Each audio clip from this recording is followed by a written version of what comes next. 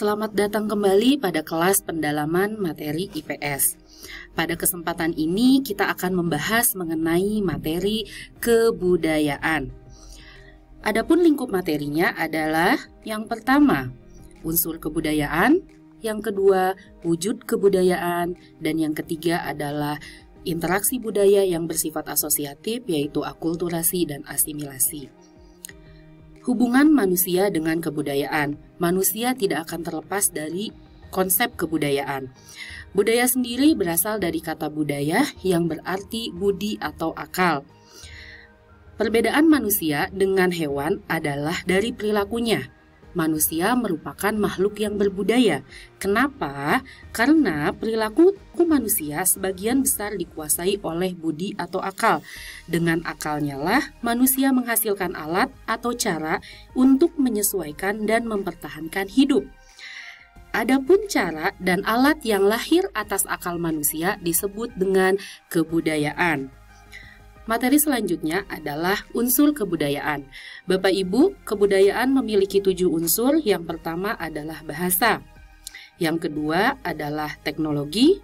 Yang ketiga adalah sistem ekonomi. Yang keempat adalah sistem sosial. Kelima, pengetahuan. Unsur yang keenam adalah agama. Dan unsur yang terakhir adalah kesenian. Selanjutnya kita akan mengelaborasi dari setiap unsur kebudayaan tersebut. Unsur kebudayaan yang pertama adalah bahasa. Manusia adalah makhluk sosial. Dalam berinteraksi, manusia menggunakan bahasa. Bahasa sendiri dikatakan sebagai simbol atau lambang yang digunakan untuk mengkomunikasikan ide, gagasan, atau pemikirannya. Bahasa sendiri dibedakan atas 3. Yang pertama adalah bahasa isyarat, seperti kentongan, gerakan tangan, atau anggukan. Yang kedua adalah bahasa lisan, yang diucapkan melalui mulut. Dan yang ketiga adalah bahasa tulisan, seperti buku, majalah, dan lainnya. Selanjutnya kita akan membahas unsur kebudayaan yang kedua, yaitu sistem peralatan hidup dan teknologi. Teknologi dikatakan sebagai semua cara atau alat yang digunakan manusia untuk memenuhi kebutuhannya. Teknologi diantaranya adalah alat produksi, konsumsi, distribusi, dan lain sebagainya. Selanjutnya kita akan membahas unsur kebudayaan yang ketiga, yaitu sistem mata pencaharian atau sistem ekonomi. Sistem mata pencaharian berkaitan dengan usaha pemenuhan kebutuhan hidup manusia yang paling mendasar.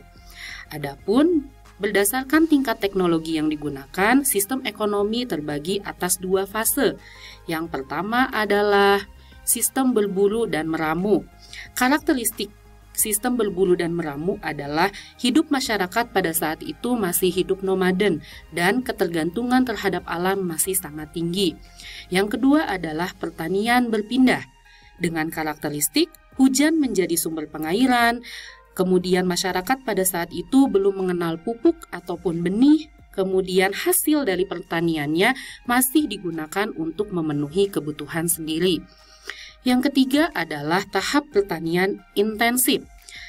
Karakteristiknya adalah masyarakat pada saat itu sudah mulai hidup menetap, kemudian sudah menggunakan tenaga hewan dan telah mengenal sistem irigasi.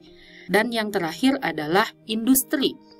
Zaman industri dicirikan dengan pengolahan bahan mentah menjadi bahan setengah jadi atau bahan jadi, serta masyarakat sudah menggunakan tenaga mesin. Unsur kebudayaan yang keempat adalah sistem sosial. Sistem sosial merupakan perkumpulan orang dalam masyarakat yang bekerja sama untuk mencapai kepentingan bersama. Organisasi sosial merupakan perwujudan konkret bahwa manusia sebagai makhluk sosial. Sistem sosial terdiri dari keluarga, kenegaraan, kemudian asosiasi ataupun perkumpulan, itu pun bagian dari sistem sosial. Adapun sistem sosial yang paling terkecil adalah sistem keluarga. Kemudian yang kelima adalah unsur kebudayaan sistem pengetahuan.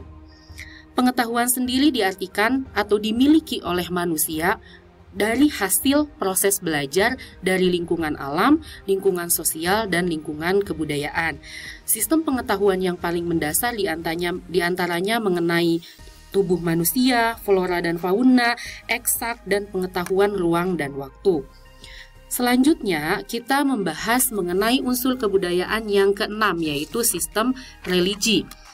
Sistem religi muncul diakibatkan karena kesadaran akan adanya keterbatasan manusia dalam memahami kejadian alam serta dalam peristiwa dalam kehidupan manusia, seperti gempa bumi, gunung meletus, dan sebagainya.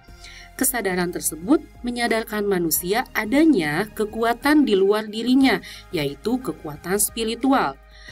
Kekuatan spiritual sendiri melahirkan sistem kepercayaan, yaitu diantaranya adalah animisme, dinamisme, totemisme, dan politeisme.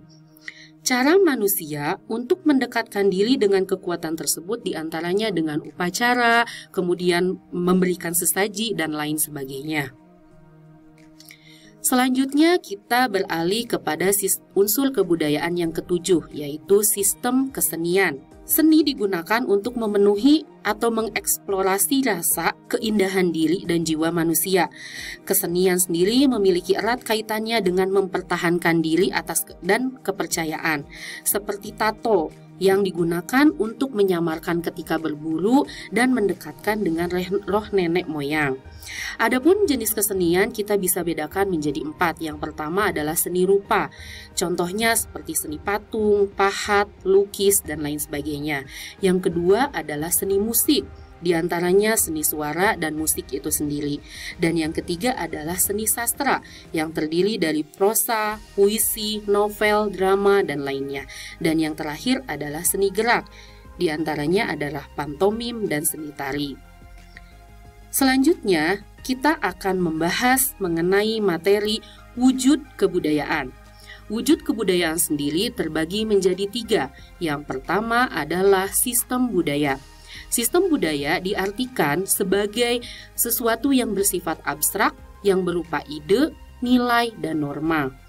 Yang kedua adalah sistem sosial.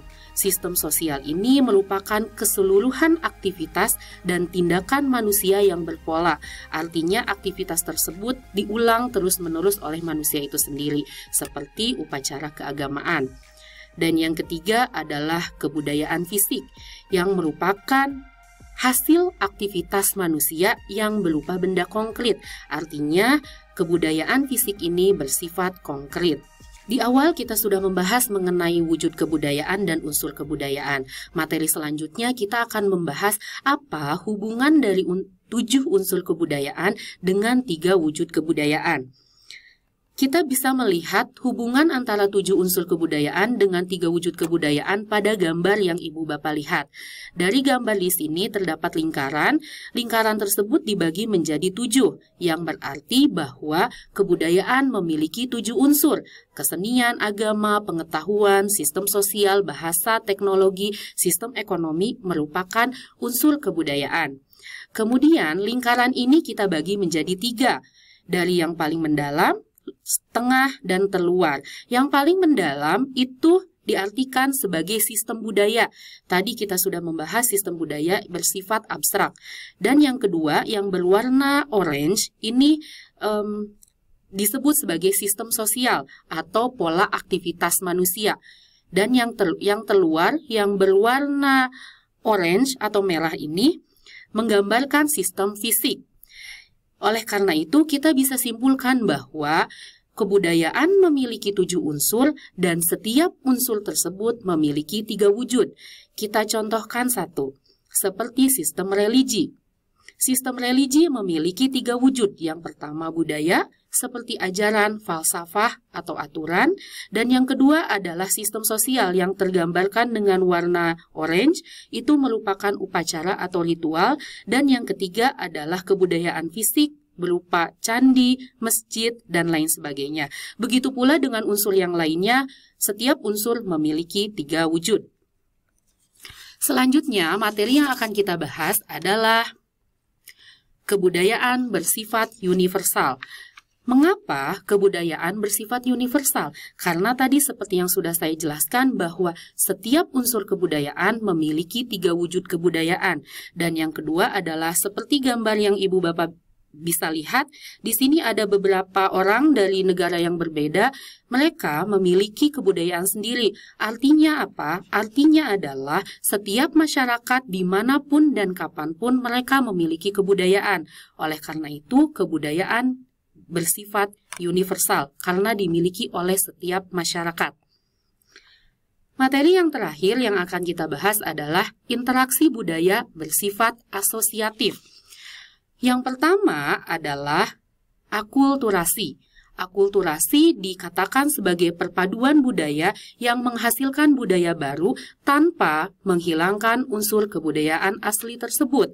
Contohnya adalah akulturasi budaya Indonesia dengan budaya Buddha yang kita bisa lihat pada gambar Candi Borobudur. Candi Borobudur merupakan akulturasi dari budaya Indonesia dan budaya Hindu. Budaya Indonesia sendiri terlihat dari bentuknya. Bentuknya ini seperti punden belundak, yang mana punden belundak sendiri merupakan hasil budaya bangsa Indonesia pada zaman megalitikum. Sedangkan kita bisa melihat hasil budaya dari Hindu dari relief yang ada pada Candi Borobudur tersebut. Yang kedua adalah interaksi yang bersifat asosiatif, yaitu asimilasi. Asimilasi ini merupakan menyatunya atau membaurnya dari 2 kebudayaan yang kemudian disertai dengan hilangnya ciri khas kebudayaan asli tersebut, sehingga membentuk kebudayaan yang baru. Jadi kita bisa bedakan antara akulturasi dengan asimilasi. Jika akulturasi tanpa menghilangkan unsur kebudayaan asli, tetapi asimilasi dengan adanya hilang kebudayaan aslinya sehingga membentuk kebudayaan yang baru. Baiklah Bapak Ibu, itu saja materi pada kesempatan kali ini. Saya ucapkan terima kasih.